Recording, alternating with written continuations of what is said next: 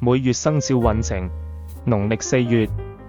新曆2025年5月5日至2025年6月5日。蛇生肖運程，本月為肖蛇的財運月，但也是肖蛇今年犯太歲影響最嚴重的月份，故本月先不要着急財運，好好處理情緒方為上策。除了情緒問題外，本月亦要小心身體損傷。駕駛者駕車時要加倍留神，避免意外損傷。飲酒後謹記千萬不要駕駛，否則將加重犯太歲月的壞影響。馬生肖運程，本月依然是肖馬的財運月，又是你的桃花月，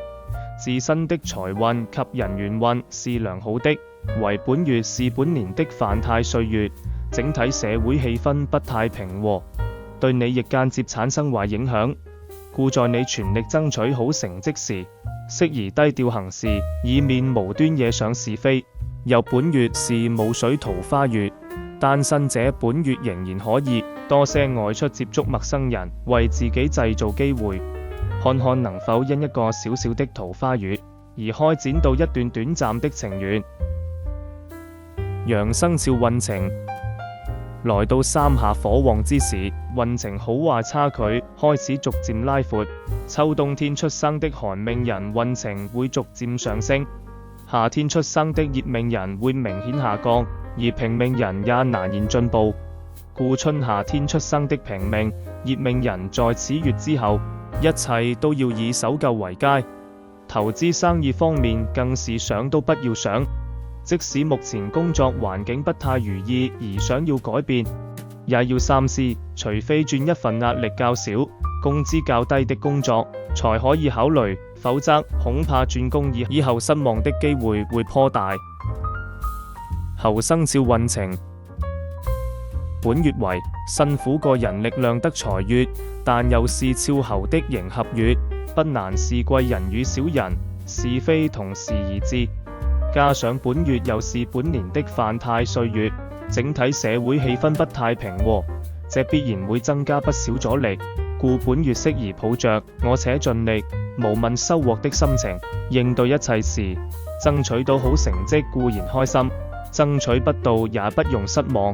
收入穩定的上班一族更宜閉口藏舌，不要參與別人的是非爭鬥，以免被無辜牽連而影響了自己的心情。雞生肖運程，本月仍然是辛苦個人力量得財月，對收入不穩的從商自僱者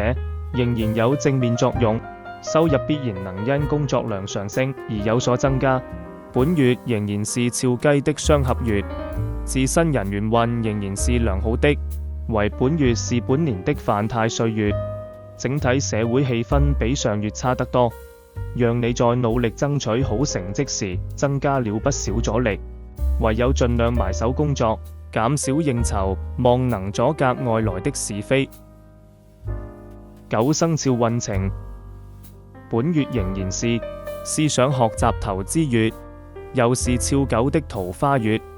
去年沖太歲的所有不穩定因素都已經消除，並正式進入今年的桃花年。